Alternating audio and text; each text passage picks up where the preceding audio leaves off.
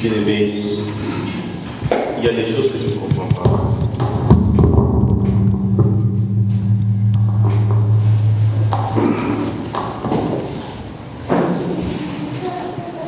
Ce trident pascal est tellement dense. Hier, nous avons célébré l'institution de l'Eucharistie et du sacerdoce. Nous avons tous entendu Jésus donner ses commandements. Après avoir béni le pain qui devient son corps, après avoir consacré le vin qui devient son sang, il dit « Faites ceci en mémoire de moi. Faites ceci en mémoire de moi. » Jésus a donné le commandement, l'ordre à ses apôtres de perpétuer l'Eucharistie. Et voilà, aujourd'hui, vendredi saint, l'Église ne célèbre pas l'Eucharistie. Vous allez voir que nous n'allons pas célébrer l'Eucharistie. Quel est ce grand mystère? Il est un jour, le seul jour, l'unique jour dans l'histoire du salut. C'est ce jour, c'est vendredi saint, où les centres culminants de la foi chrétienne, ce n'est plus la célébration eucharistique, comme dit le Concile Vatican II, l'Eucharistie source et sommet de la vie chrétienne, mais le centre de notre foi en la vie chrétienne devient la vénération de la croix. Le Père Cantalamessa, un prédicateur pontifical, dans son livre « Nous avons crucifié les Messies », ne parle même pas de la vénération de la croix, mais il parle de l'adoration de la croix, au sens fort du terme, en latin, ad vers oris, bouche vers la bouche, ça veut dire donner le baiser à la croix, c'est faire avant tout l'alliance. Nous allons voir les rites que nous allons vivre maintenant. Vous verrez les prêtres, les célébrants principaux. Tout à l'heure, juste après cette homélie, il va prendre la croix. Et il va avancer avec la croix d'abord à l'entrée. Et il va brandir la croix en disant, voici le bois sur lequel le salut du genre humain a été pendu. Et nous répondons, venons, adorons-le. Il arrive au milieu, il pose le même geste. Il arrive aussi ici, au pied de l'autel, il pose les mêmes gestes. Trois phases qui nous renvoient à l'histoire du salut, qui nous renvoient à la présence de la croix dans l'histoire du salut. La foi, la croix, préfigurée dans l'Ancienne Alliance, la croix réalisée dans la vie de Jésus, la croix célébrée dans les camps de l'Église. Ça veut dire notre temps, autrement dit, la figure, la croix dans l'Ancienne Alliance, qui nous renvoie à l'événement que Jésus va vivre dans la Nouvelle Alliance. Cela nous renvoie à la croix comme sacrement. Ça veut dire signe visible de l'agir de Dieu. Quand nous regardons la croix que nous allons donc vénérer, ce n'est pas une croix nue. Il y a quelqu'un qui a donné sa vie sur la croix. Il y a quelqu'un qui s'est offert sur cette croix. Il y a quelqu'un qui a tout accompli. Et cette croix n'est pas une croix métallique. La croix de Jésus n'était pas une croix métallique, mais c'était une croix en bois. Qui représente le bois? Vous voyez, la première fois qu'on trouve l'expression bois, c'est dans le livre de Deutéronome 21, verset 23. Maudit soit celui qui est pendu sur le bois. Maudit soit celui. Et le premier homme qui a été pendu sur le bois, c'était cet homme-là, un juif qui avait violé le Shabbat. Nous comprenons pourquoi Jésus-Christ a été parmi les accusations qui lui ont été faites. Il y a entre autres l'accusation, la violation du Shabbat. Nous voyons encore les bois qui viennent de l'arbre apparaître dans l'Ancienne Alliance mais de manière positive. Quand nous regardons très bien dans le livre de la Genèse, l'arbre de la connaissance du bien et du mal, autour desquels c'était consommer la rébellion, la désobéissance. Quand nous regardons, le bois apparaît encore sous sa forme positive, qui annonce alors l'événement, qui est une figure, qui annonce la croix, qui donne le salut. L'arche de Noé, dans laquelle l'humanité a été sauvée. Quand nous regardons, c'est avec le bois, le bâton de Moïse, qui vient donc du bois que Moïse a frappé. L'eau, la mer rouge, et la mer s'était fendue en deux. Quand nous regardons, c'est avec le même bois que Moïse a frappé dans les rochers, l'eau a jailli. Qui représente, mes bien-aimés, la croix dans la vie de Jésus. Aujourd'hui, il y a des chrétiens qui viennent. Nous sommes peut-être des chrétiens sympas, gentils. Quand nous venons au chemin de croix, est-ce que nous réalisons, est-ce que nous méditons la profondeur de toutes ces paroles? Ces jours-là, mes chers frères et sœurs, du temps de Jésus et du temps des apôtres, lorsqu'on parlait de la croix, Zoulon en grec, c'était les lieux les plus infamants, les lieux de la destruction de l'humanité, les lieux où on amenait tous les bandits, les condamnés du temps des apôtres. Lorsqu'on parle de la croix, les frissons devraient traverser le corps, parce que les condamnés étaient d'abord chicotés, fouettés, et ils étaient transportés. On les pendait sous la croix, et sous la croix, on continuait encore à les chicoter. Ils saignaient du sang dans tous les sens, avec le poids, d'abord la fatigue, la passion. Alors, ils mouraient à du feu. Alors, quand on parle de la croix dans la vie de Jésus, aux yeux de tous ceux qui l'ont persécuté, qui l'ont condamné, ils avaient dit c'est fini, parce que nous avons entendu la lecture de la Passion, les paroles des uns des autres. Il a sauvé les autres, qui se sauve lui-même. Et quand Jésus a été crucifié sur la croix, quand Jésus a accepté, on pourrait dire, la croix lui a été imposée, mais Jésus a tout assumé à travers l'offrande de sa vie à Dieu notre Père.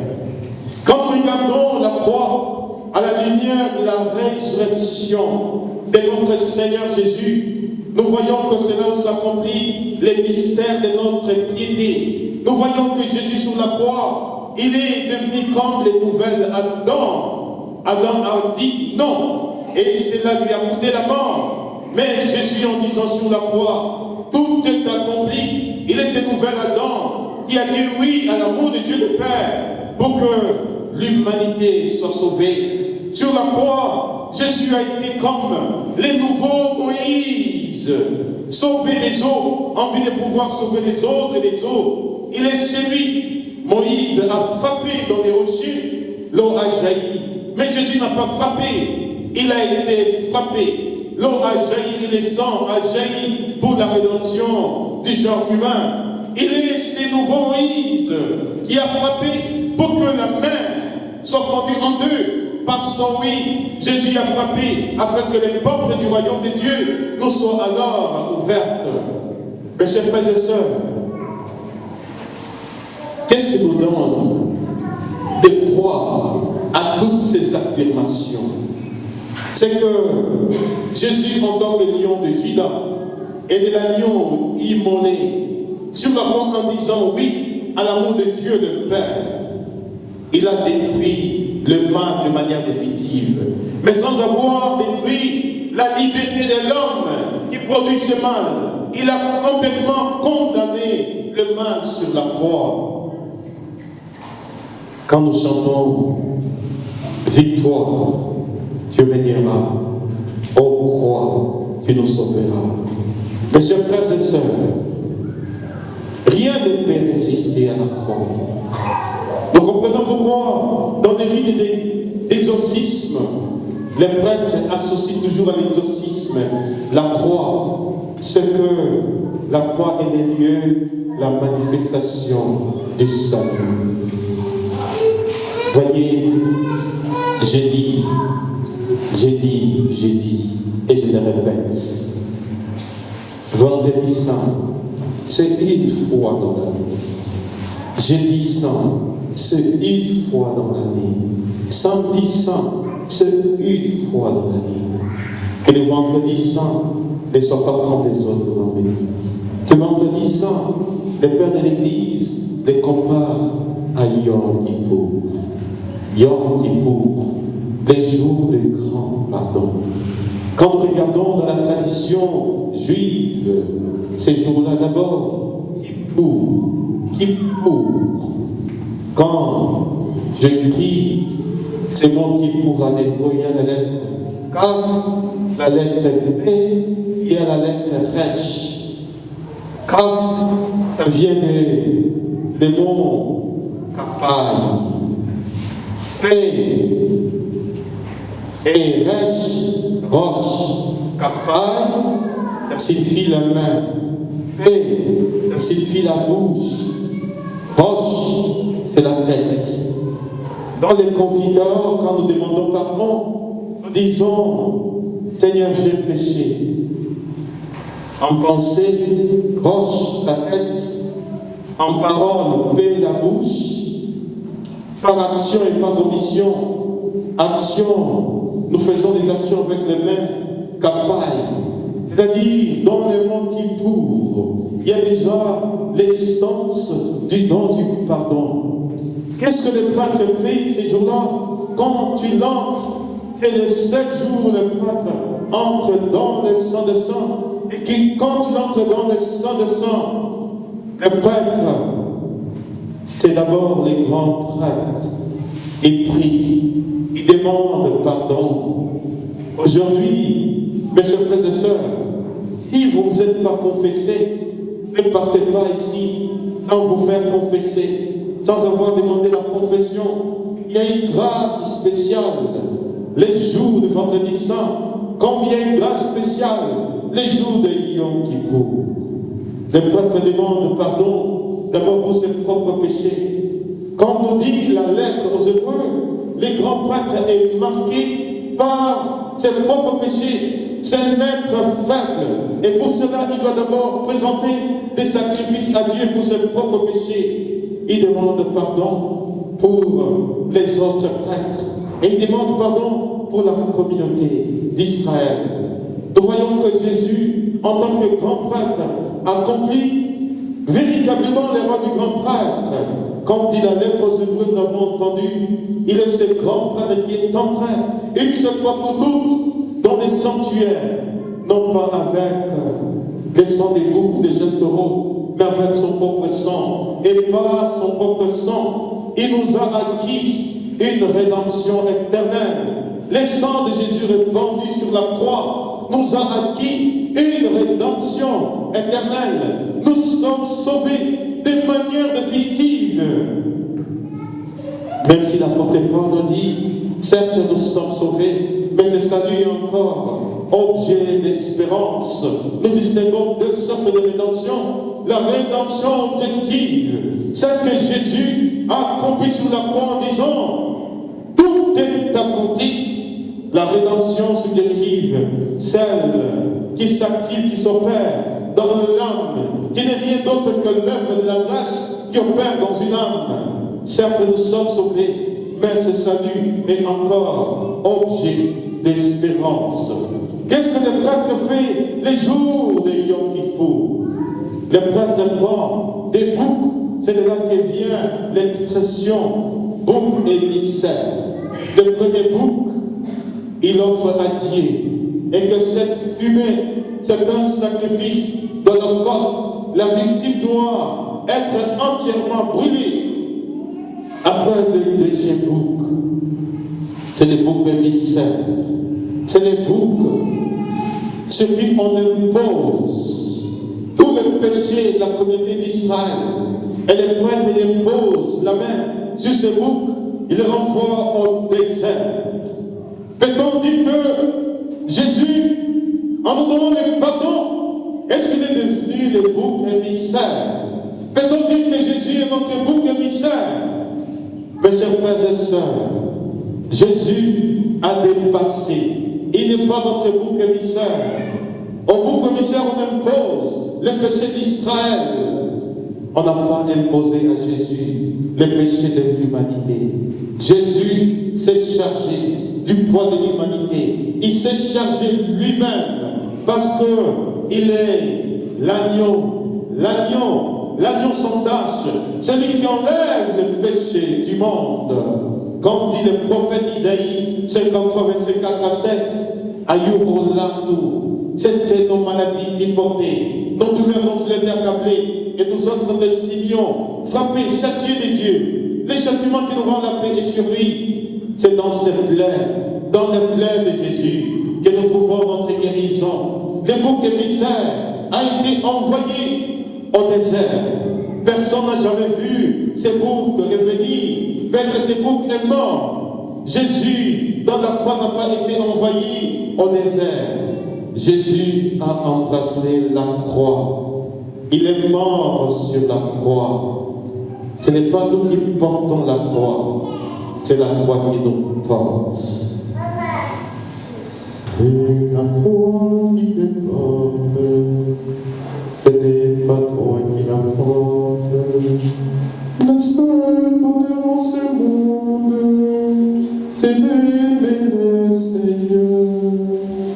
Le seul bonheur en ce monde, c'est de savoir qui nous aime. C'est la croix qui nous porte parce que quelqu'un est mort sur la croix pour nos péchés. Et bien aimés, si rien ne peut résister à la croix, je vais nous inviter lorsque nous allons venir vénérer la croix, à porter tout. Apportez toutes vos amertumes, vos plaintes, vos maladies. Vous êtes chargés, venez au pied de la croix, où vous pourrez donc trouver le repos. Comme nous dit Jésus, Matthieu 11, 25, 28. Venez à moi, vous tous qui payez sous le poids du fardeau, et moi je vous procurerai le repos. Apprenez de moi que je suis doux et humble de cœur, et vous trouverez le repos pour vos âmes. Je lisais dans un journal un homme qui était poursuivi, qui avait l'impression d'être poursuivi, mais sans savoir qui était son ennemi. Il courait, jusqu'à un certain moment, il était fatigué. Il dit, mais mon ennemi est invisible, alors je m'offre en même temps. Alors quand il est resté, tellement qu'il était fatigué, il s'est rendu compte que tellement qu'il a couru, c'est la fatigue. Il a tué, il a expiré sous le poids de la fatigue. Peut-être nous sommes en train de fuir un ennemi que nous ne connaissons pas. Quel est l'ennemi du XXIe siècle? L'ennemi de l'humanité, le coronavirus. Jusque-là, il y a tellement de tentatives. C'est quoi ce virus? Tous les vaccins s'avèrent impuissants devant ce virus. Nous avons couru. Nous avons cherché des solutions. Il y en a même. Combien de décès? C'est hier c'était parce qu'on a enterré les pauvres. C'était mercredi. J'étais à Kassangui. Et bien aimé, j'étais étonné de compter le nombre de cercueils. Je suis arrivé à 12h45. Et 12h45 jusqu'à quand j'ai passé, j'avais comptabilisé 37 cercueils. Les gens, ils faisaient que passer, on enterrait. Je suis allé voir celui qui est chargé de l'organisation. Je lui ai posé la question, est-ce que c'est toujours comme ça? Il dit, mais là tu n'as encore rien vu, mais si tu étais là depuis le matin, les gens meurent. Est-ce qu'ils meurent de coronavirus ou il y a autre chose? Nous Nous avons peut-être un ennemi invisible que nous avons vraiment défui. Nous ne connaissons pas la nature de cet ennemi.